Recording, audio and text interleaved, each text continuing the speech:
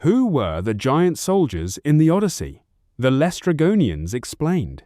Warning: this video contains spoilers for Christopher Nolan's The Odyssey and Homer's epic poem. If you haven't watched the movie yet and want to avoid spoilers, this is your warning. Now, let's explain. Have you ever wondered who those terrifying giant soldiers were in the Odyssey? They tower over ordinary men. They smash entire ships with massive boulders. And they nearly wipe out Odysseus' entire fleet in a single attack. Many viewers assume they're Cyclopes. Others believe they're Titans. But neither answer is correct. These terrifying warriors belong to one of the deadliest races in all of Greek mythology. A race so powerful that even the legendary Odysseus never tried to fight them. Instead, he did the only thing anyone could do. He escaped. These giants are known as the Laestrygonians. Unlike the Cyclops Polyphemus, who hunted a handful of sailors, the Laestrygonians destroyed an entire fleet and changed Odysseus' journey forever. So who exactly were they? Where did they come from? And why were they nearly impossible to defeat? Let's find out. A civilization of giants. The Laestrygonians weren't ordinary monsters. They were an entire civilization. According to Homer, they lived in the city of Telepylus, ruled by the giant king Antiphatis. Unlike the Cyclopes, who lived alone in caves, the Laestrygonians had homes, families, guards, and an organized kingdom. Everything about them was enormous. Their city was built for giants. Their weapons were gigantic. Even the rocks they carried were larger than ordinary houses. Their incredible strength made them one of the most feared races in Greek mythology. But there was another reason sailors feared them. They were cannibals. To the Laestrygonians, strangers arriving by sea weren't visitors. They were food. The harbor that was actually a trap. After leaving the island of Aeolus, Odysseus and his fleet eventually reached what appeared to be the perfect harbor. The entrance was narrow. Towering cliffs surrounded calm water. There were no waves, no storms. It looked like the safest place they had seen in weeks. Almost every Greek captain sailed directly inside. But Odysseus hesitated. For reasons Homer never fully explains, he chose not to anchor beside the others. Instead, he tied his own ship outside the harbor. That single decision would save his life. It also proves why Odysseus was known not as the strongest hero, but as the wisest. The giants reveal themselves. Wanting to learn about the mysterious land, Odysseus sent several men to explore. They soon encountered an enormous woman who directed them to the palace of King Antiphates. Instead of welcoming the visitors, Antiphates immediately attacked. According to Homer, he seized one sailor and devoured him instantly.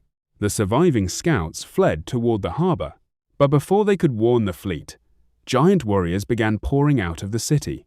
Within moments, the peaceful harbor became a battlefield. The destruction of the Greek fleet. The Laestrygonians didn't attack like ordinary soldiers. They climbed onto the cliffs surrounding the harbor.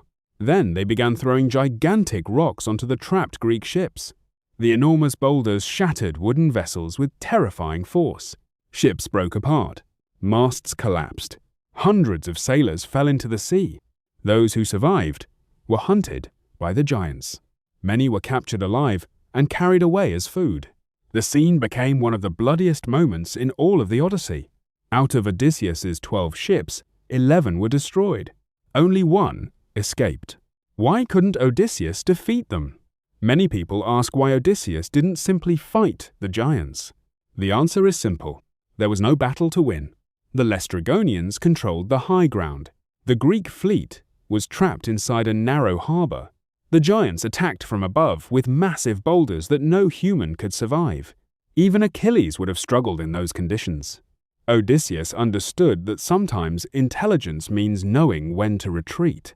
He immediately ordered his crew to cut the ropes. His ship was already outside the harbor. As the giants focused on destroying the trapped fleet, Odysseus escaped into open water. It wasn't a glorious victory, but it was survival. Were they stronger than the Cyclops? Although Polyphemus is far more famous, the Laestrygonians may actually have been more dangerous.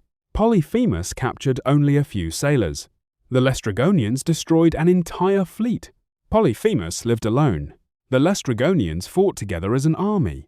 Polyphemus relied on brute strength. The Laestrygonians combined overwhelming strength with superior numbers. That's why many mythology experts consider them one of the greatest threats Odysseus ever faced. What do the giants represent? Like many creatures in Greek mythology, the Laestrygonians symbolize more than physical danger. They represent overwhelming disasters that cannot be defeated through courage alone. Sometimes even the greatest heroes face situations where survival is the only victory. Their attack also marks a turning point in the Odyssey. Before reaching Telepilos, Odysseus commanded a powerful fleet. After leaving, he had only one ship remaining. From that moment onward, every loss became personal.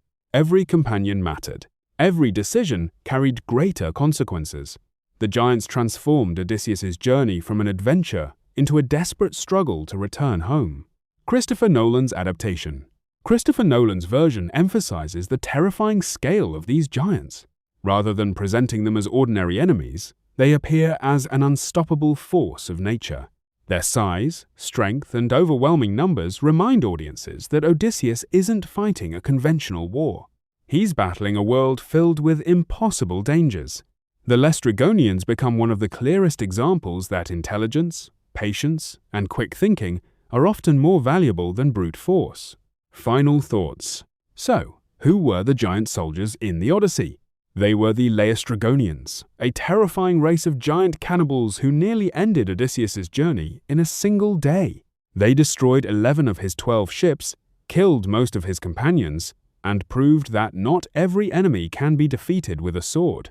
Their attack remains one of the most unforgettable moments in Homer's epic and one of the greatest tests of Odysseus's wisdom. What do you think? Were the Laestrygonians even more terrifying than the Cyclops Polyphemus? Or do you think another creature in the Odyssey posed a greater threat to Odysseus? Let us know your thoughts in the comments below. If you enjoyed this video, don't forget to like, subscribe, and turn on notifications for more The Odyssey Explained videos, Greek mythology breakdowns, hidden details, and Christopher Nolan movie analysis. Thanks for watching, and I'll see you in the next video.